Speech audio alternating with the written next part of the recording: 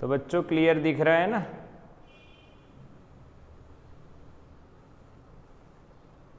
Okay, तो बच्चों हम लोग चैप्टर नंबर 2 यानी कि यूनिट्स एंड मेजरमेंट के कुछ बढ़िया बढ़िया सम्स करने वाले हैं। तो चलिए करते हैं स्टार्ट। हम लोग नीट के सम से स्टार्ट करते हैं। नीट की जो PYQs होते हैं उनको हम पहले करते हैं, ठीक है? तो हमारे पास अलग अलग तरीके हैं, अलग अलग पार्ट हैं क्वेश्चन के, और जो चैप्टर 2 है उसमें क्या क्या आता है बेटा, ये पहले आपको क्लियर करना है। क्या क्या बातें उसमें आती हैं, जैसे कि डायमेंशनल एनालिसिस एक बहुत ही इम्पॉर्टेंट पार्ट आपका उसमें बन जाता है, डायमेंशनल एनालिसिस। तो डायमेंशनल एनालिसिस का जो पार्ट है उसकी तैयारी हम करते हैं। चलो कुछ क्वेश्चन सॉल्व कर देते हैं। अच्छे अच्छे क्वेश्चन हैं, बढ़िया बढ़िया क्वेश्चन है। तो सबसे पहला क्वेश्चन हम लेते हैं, ये एक बढ़िया सा सम है जिसमें आपको MLT फाइंड करना है। क्या फाइंड करना है? MLT फाइंड करना है। तो ये बहुत पुराना क्वेश्चन है, 1997 का। अब आप सोचोगे सर ये क्वेश्चन क्यों करवा रहे हो? तो इसका कारण ये है बच्चों कि भाई इस सम में ऐसी चीज़ है जो आपको नहीं पता है, क्वांटिटी आप पढ़े ही नहीं हो, फिर भी मैं आपको बताता हूँ आप कैसे निकाल लोगे। तो हमारे पास क्वेश्चन में ये है कि एक स्फीयर है जिसकी रेडियस a है और वो v वेलोसिटी से चल रहा है और वो किसी मीडियम में चल रहा है, यानी गिर रहा होगा। तो उस पर जो फोर्स लग रहा है वो फोर्स है 6 पाई ईटा, इसको ईटा बोलते हैं बेटा, A इंटू वी। तो ईटा का डायमेंशन क्या होगा? ईटा का डायमेंशन क्या होगा? मेरे बच्चे समझ तो गए क्वेश्चन।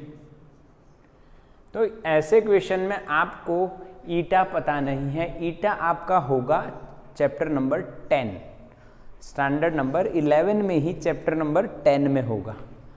अब वहाँ पे जाना और जाके देखना और उसमें भी समझ में आना, वो बहुत अलग लेवल की बात हो जाएगी। बट इसमें सिंपल बात मैं आपको बता देता हूँ कि आपको बाकी सारी क्वांटिटी का डायमेंशनल फॉर्मूला पता है।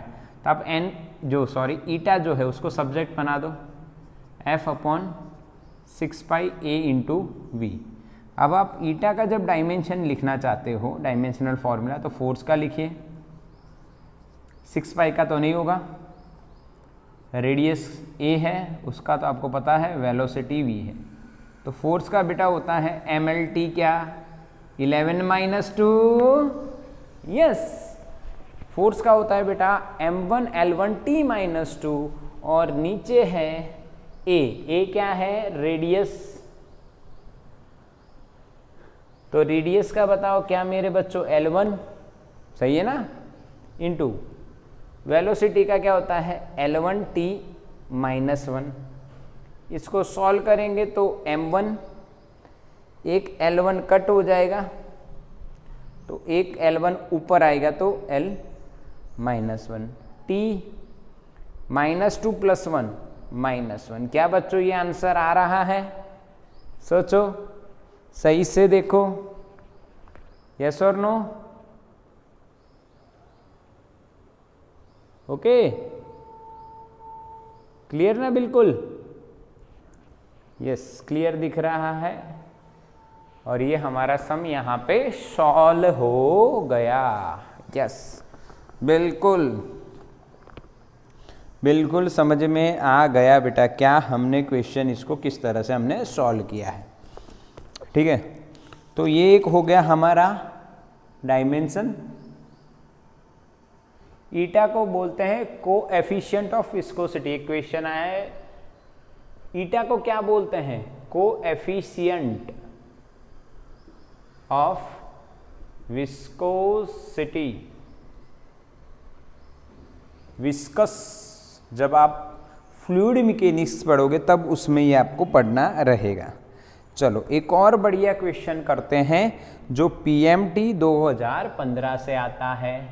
पीएमटी 2015 बिल्कुल आप इजीली सॉल्व कर पाओगे। देखो समझते हैं क्वेश्चन को। सबसे पहले क्या कहता है ये क्वेश्चन हमें, तो इस क्वेश्चन में एनर्जी, वेलोसिटी एंड टाइम को आपको फंडामेंटल क्वांटिटीज लेनी है और डायमेंशन ऑफ मास फाइंड करना है।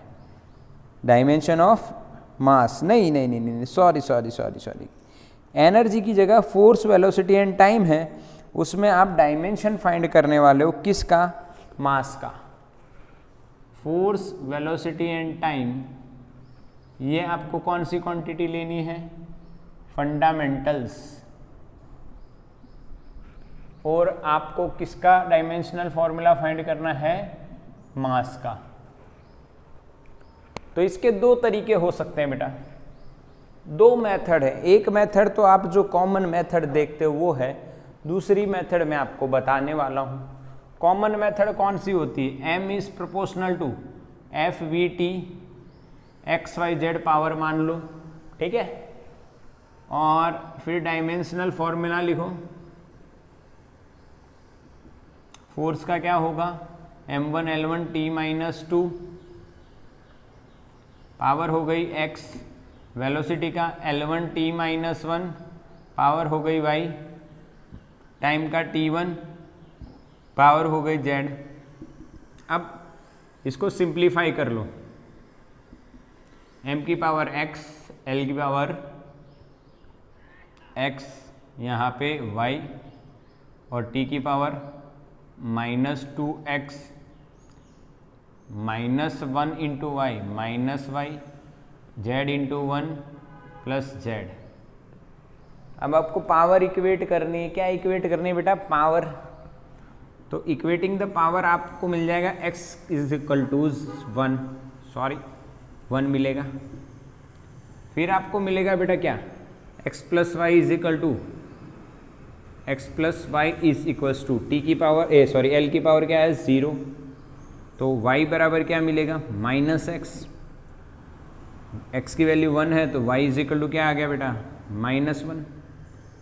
और अब लास्ट में minus 2x minus Y plus Z, उसको इक्वल्स करोगे आप t की पावर से 0 है तो z बराबर आपको क्या मिलेगा? 2x प्लस वाई, और 2 की तो एज इट इज x की वैल्यू 1, y की माइनस 1, तो आपको मिलेगा z का आंसर 1। दिख तो रहा है ना लास्ट स्टेप? इसमें आपको z का आंसर क्या मिलेगा बेटा? z का आंसर 1 मिलेगा, क्योंकि 2 इंटू 1 2, 2 इंटू 1 2, 2 माइनस 1 1, तो तीनों पावर आ गई। तो आप MLT क्या लिखोगे मास का? FVT के फॉर्म में x y z आपने किया है तो x की वैल्यू 1, y की माइनस 1 और z की 1। This is the answer, this is the answer. बिल्कुल सरल, हाँ के ना? ये मेथड 1। अब इसी सम को आप दूसरी मेथड से भी कर सकते हो, दूसरी मेथड से भी कर सकते हो। देखो फोर्स इज इक्वल टू क्या बच्चों? ma होता है। Yes, force is equal to क्या लिखते हैं मेरे बच्चों? ma लिखते हैं हम लोग, ठीक है, दिख रहा है ना? यस। और force is equal to m, acceleration यानी क्या? वेलोसिटी का चेंज अपॉन टाइम। तो m इज इक्वल टू क्या हो जाएगा बेटा? ft upon v। तो m का MLT क्या हो जाएगा बेटा? f की 1, v को ऊपर लेके आओगे माइनस 1, और t को एज इट इज लिखना है तो 1। क्या समझ में आया? मेथड नंबर 2 समझ में आई बेटा? यस और नो? मेथड नंबर 2 समझ में आई? बिल्कुल शॉर्टकट मेथड है। देखो ये डायमेंशनल एनालिसिस है और ये इक्वेशन एनालिसिस है। इक्वेशन आपको ध्यान हो तो इस तरह से आप कर सकते हो बिल्कुल। तो स्क्रीनशॉट ले लो इसका। चलो बच्चों, तो ये दो सम आपको मैंने बताए, बिल्कुल सिंपल तरीका है। और अब आगे चलते हैं हम लोग और समझते हैं आगे किस तरह से कैलकुलेशन होगी।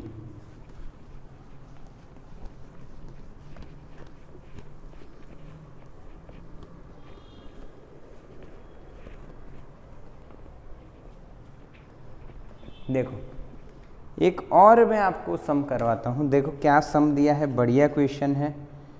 The velocity v of a particle at given time is given by, यानी ये 2006 का क्वेश्चन है। वेलोसिटी दी गई है at plus b by T plus C, A B C are constant. तो आपको a का डायमेंशन, b का डायमेंशन और c का डायमेंशन निकालना है। समझ में आया? ये है आपकी second application of dimensional analysis, principle of homogeneity से। समझ में आ रहा है ना? प्रिंसिपल ऑफ होमोजीनिटी से है ये। तो किस तरह से हम गिनते हैं बेटा, इसको किस तरह से सॉल्व करते हैं, ध्यान से देखिए।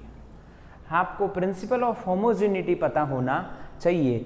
मैं 5 किलो आलू और 5 मीटर धागा, दो चीज़ें लेके आता हूँ, तो आप उनका एडिशन नहीं करोगे। क्यों? क्योंकि 5 किलो और 5 मीटर दोनों के यूनिट डिफरेंट है। अगर 5 किलो आलू और 5 किलो प्याज होते तो एडिशन पॉसिबल है। 5 + 5 10 होता है, बट 5 kg और 5 मीटर का एडिशन पॉसिबल नहीं होगा। तो इसी को बोलते हैं principal of homogeneity. When the dimensions of two quantities are equal, then we can add them or subtract them. Otherwise, we can't add or subtract them. So that according to that principle of homogeneity, हम कह सकते हैं इसका MLT, इसका MLT और इन तीनों का MLT same होगा। और वो MLT किसके बराबर होना चाहिए? वेलोसिटी के बराबर। तो मैं C का डायमेंशन बच्चों सीधा सीधा V के बराबर कर देता हूँ, तो मुझे L1T-1 मिल जाएगा। ये हमारा पहला आंसर आ गया। अब आपको ऑप्शन देख लेने हैं। अगर चारों ऑप्शन में ये सेम है या 2-3 में सेम है, तो आपको A और B भी फाइंड करना पड़ेगा। बट अगर ये 3 में डिफरेंट है और सिर्फ एक में ही ऐसा आंसर है, तो आप बाकी के 2 मत फाइंड कीजिए, चलेगा, क्योंकि यही आंसर आपका होगा। क्लियर? अब बात बेटा करते हैं B या A के डायमेंशन की। तो वो हम ऐसे फाइंड करेंगे कि AT का डायमेंशन वेलोसिटी के बराबर होगा। ठीक है? अब A का डायमेंशन क्या होगा बेटा? वेलोसिटी अपॉन टाइम के बराबर होगा, जो हो जाएगा L1T-2। कैसे पता चला ये? डायरेक्टली वेलोसिटी अपॉन टाइम यानी एक्सेलरेशन का डायमेंशन हो गया, तो मैंने डायरेक्टली एक्सेलरेशन लिख दिया। मैंने ऐसे सॉल्व नहीं किया कि L1T-1 अपॉन T1, तो ये आंसर आएगा। डायरेक्टली आप सॉल्व कर सकते हो। वेलोसिटी अपॉन टाइम का डायमेंशन हो रहा है, इसका मतलब ये बच्चों एक्सेलरेशन आपको दिखाई देना चाहिए। अब बात करते हैं बेटा तीसरी, ये दूसरी बात हो गई, ये तीसरी थी। अब पहली ना, सॉरी, ये पहली A, फिर हमने डायरेक्टली C निकाल लिया, इजीली निकल रहा था। अब B निकाल लेते हैं, कोई दिक्कत नहीं है बेटा। B/T का डायमेंशन किसके बराबर होगा? V के बराबर होगा। तो अब मैं B = क्या करूँगा बेटा? V × T का डायमेंशन। बेटा ये सीधा हिसाब है, सीधा हिसाब है। आंसर आएगा L1। क्या आपको पता है कि स्पीड इनटू टाइम यानी डिस्प्लेसमेंट या स्पीड इनटू टाइम यानी डिस्टेंस, या वेलोसिटी इनटू टाइम यानी डिस्प्लेसमेंट। तो सीधा सीधा है ना, L1T-1, इसका T1, तो T1 और -1 कट हो जाएंगे। आंसर आपका आने वाला है ये। तो बिल्कुल सरलता से हम लोगों ने प्रिंसिपल ऑफ होमोजीनिटी का यूज करके ये आंसर लेके आ गए। बेटा क्लियर तो दिख रहा है ना? यस, बढ़िया दिख रहा है। थोड़ी सी इंटेंसिटी हम बढ़ा सकते हैं या थोड़ी सही रखते हैं? ओके, ये ओके है।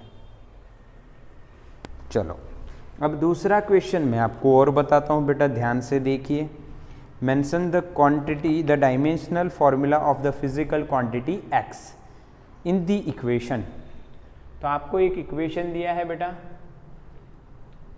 फोर्स बराबर x अपॉन डेंसिटी। तो आपको डायमेंशन बताना है x का, तो हम डायरेक्टली सॉल्व कर सकते हैं। x का डायमेंशन क्या होगा, फोर्स इंटू, ये इधर चला जाएगा ना, इंटू डेंसिटी का डायमेंशन।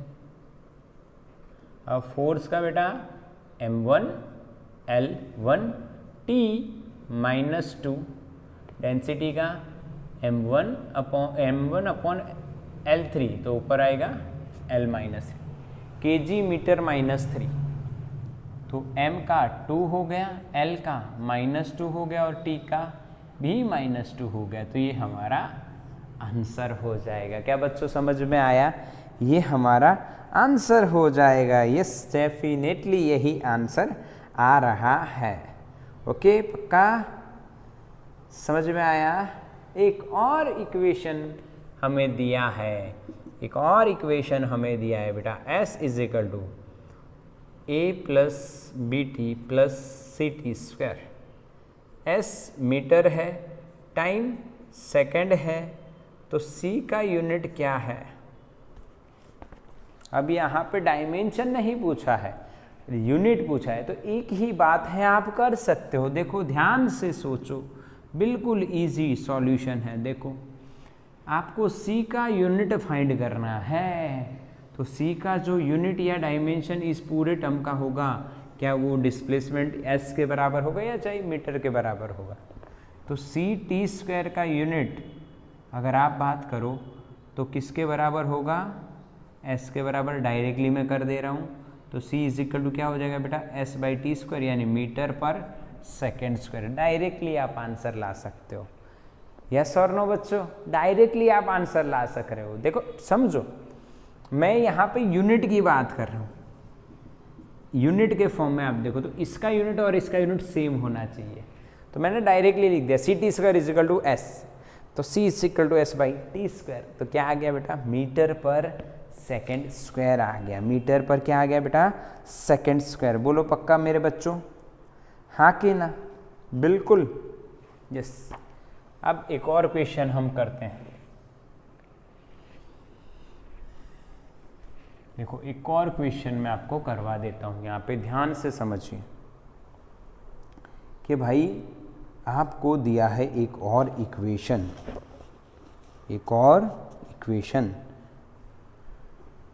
अब आपको मुझे बताना है, क्वेश्चन देखिए, force is represented by Pt - 1 + q × t। आपको ये बताना है यूनिट ऑफ P = किसका यूनिट होता है? P का यूनिट किसके बराबर होगा? ऑप्शन में acceleration, velocity, displacement and momentum, 4 option दिए हैं। कैपिटल P का यूनिट किसके बराबर होगा if we have this equation? तो सरल है, बिल्कुल सरल है बेटा, ध्यान से देखना है। हम कहेंगे कि Pt⁻⁻1 का जो यूनिट है वो फोर्स के यूनिट के बराबर होगा। सही है सर? यूनिट लिखते हैं तो सेकंड की -1, इसका kg मीटर सेकंड -2। सही है? तो आप देखोगे कि P का यूनिट बन जाएगा, क्या बन जाएगा P का यूनिट? kg मीटर सेकंड -1, क्योंकि ये -1 ये -2 तो एक कट हो जाएगा। और ये है बेटा मोमेंटम का यूनिट। किसका? मोमेंटम। आप पढ़े हो P = मास इंटू वेलोसिटी। मास यानी kg, हाँ, v यानी मीटर पर सेकेंड। तो समझ में आए क्वेश्चंस? तो स्क्रीनशॉट ले लो मेरे बच्चों फटाक से, जल्दी से। ओके बच्चों, क्लियर ना? बिल्कुल यस, एकदम क्लियर है ना? अब और बढ़िया बढ़िया क्वेश्चन कर लेते हैं, कुछ और कुछ समझ लेते हैं। अच्छा JEE के भी क्वेश्चन कर लेते हैं।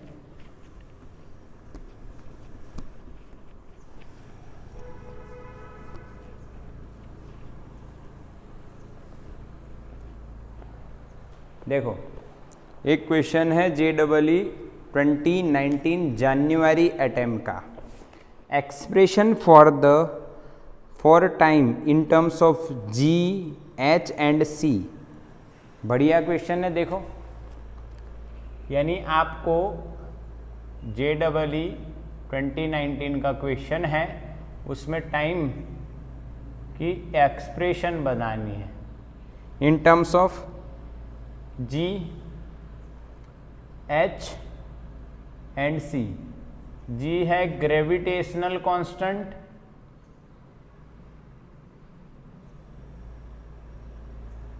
H है प्लैंक्स कांस्टेंट,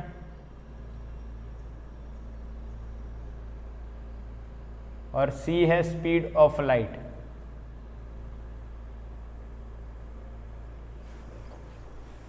ठीक है, अब इसका इक्वेशन फॉर्म करना है आपको इन टर्म्स ऑफ टाइम का equation in terms of G, H, C लाना है। तो एक सरल तरीका ये है, बेटा, क्या कि आपको डायमेंशनल एनालिसिस का थर्ड जो एप्लीकेशन है वो आना चाहिए। T is proportional to G, H and C, और इनकी power x, y and z होती है। अभी x, y, z आपको निकालना है। जो पहला सम किया था हमने वो इसी पे बेस्ड था लगभग। आप बस प्रोसेस फॉलो करते जाइए। अब आप कहोगे सर G का MLT क्या होता है, तो इधर देखो, आप पढ़े हो बेटा force is equal to Gm1m2 upon r²। ये आप 9th स्टैंडर्ड में पढ़े हो, और 11th में आप 8th चैप्टर में पढ़ने वाले हो। इसमें G को मैं सब्जेक्ट बना देता हूँ, तो FR² अपॉन m1m2। तो G का MLT अब कैसे बनेगा, देखो, m1L1T-2 फोर्स का, R यानी डिस्टेंस बिटवीन टू मासेस, यानी L2 हो गया डिस्टेंस का, kg यानी m का 2।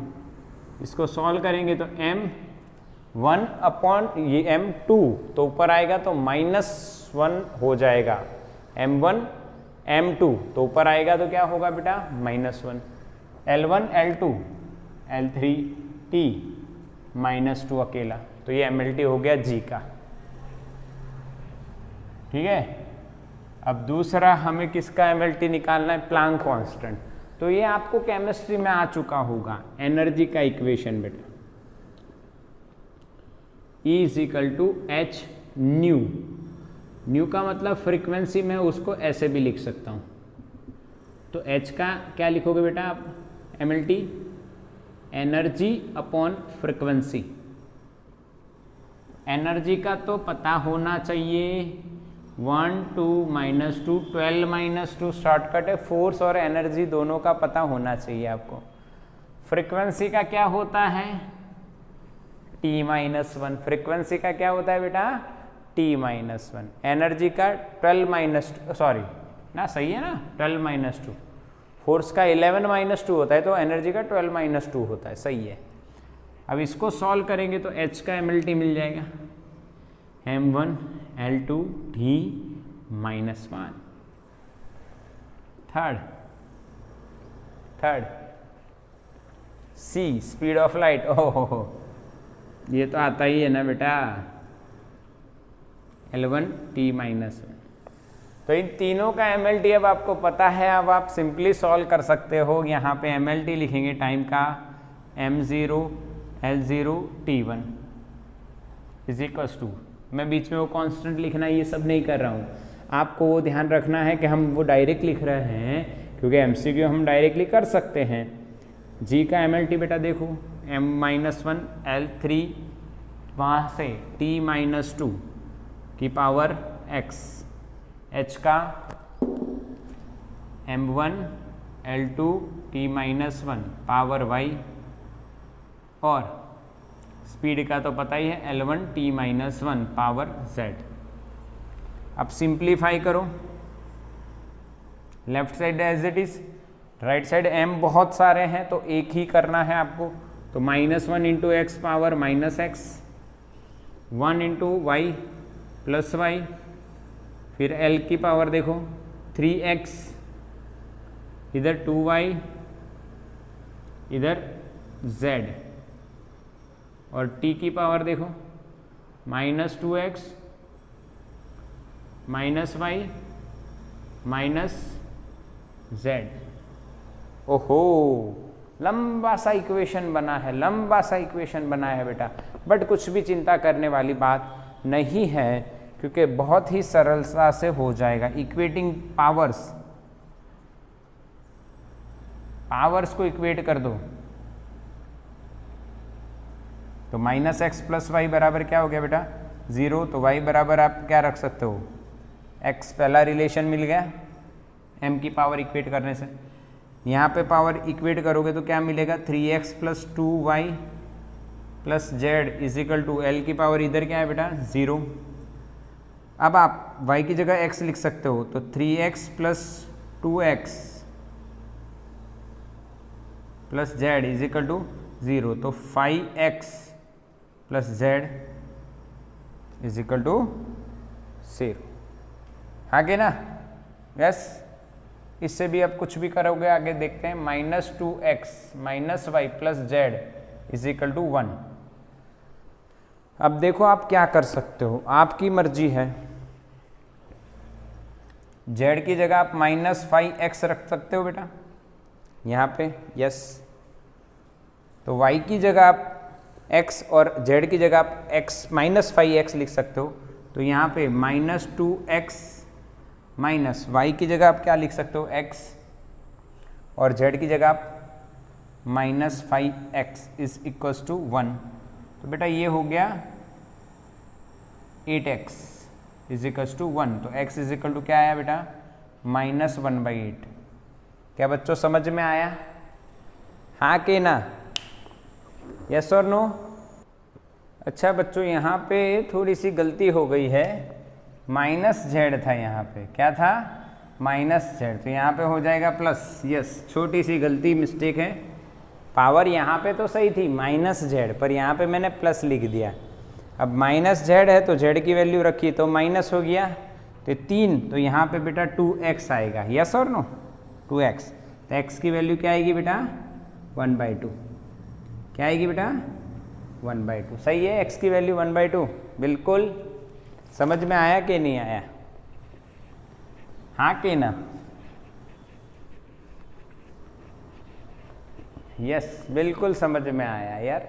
यहाँ पे मैंने माइनस की जगह प्लस कर दिया था, इसलिए आंसर 1/8 में चला गया। हालांकि मैंने फिर ऑप्शन देखा तो ऑप्शन में तो 1/8 जा ही नहीं रहा, इसका मतलब मैंने चेक किया यहाँ पे प्लस आया, बट ठीक है। अब x आ गया तो आपको y भी मिल गया बेटा, y क्या मिलेगा देखो 1/2, और z क्या मिलेगा -5x यानी -5/2, ये आपका z रहेगा, सही है ना, ओके। ठीक है बच्चों, यस। अब आप ऑप्शन देखोगे तो ऑप्शन अलग अलग आपको दिख रहे हैं, हम लोग अरेंज करने का ट्राई करते हैं। t इज इक्वल्स टू क्या लिख सकते हैं हम लोग, g की x, h की y और c की z। चलो g की x क्या आया बेटा 1/2 आया, और h की y क्या आया बेटा 1/2, और c की z क्या आया 5/2। अब देखो हम क्या ऐसा लिख सकते हैं GH, और सॉरी माइनस है, ये माइनस है बेटा, माइनस रखना है, माइनस रखना है, तो माइनस यानी नीचे चला जाएगा, यहाँ 1/2 और c की 5/2। अब देखो 1/2 की जगह हम रूट लिख सकते हैं, तो GH 1/2 और ये c की कितनी पावर हो जाएगी बेटा 5, 5/2, 1/2 का रूट आ गया ना, ये 1/2 की जगह रूट आ गया तो बाई 2 नहीं लिखना है 5, और यही ऑप्शन मैच हो रहा है, यही ऑप्शन मैच हो रहा है, यस। तो इसका भी आप स्क्रीनशॉट ले लो बच्चों।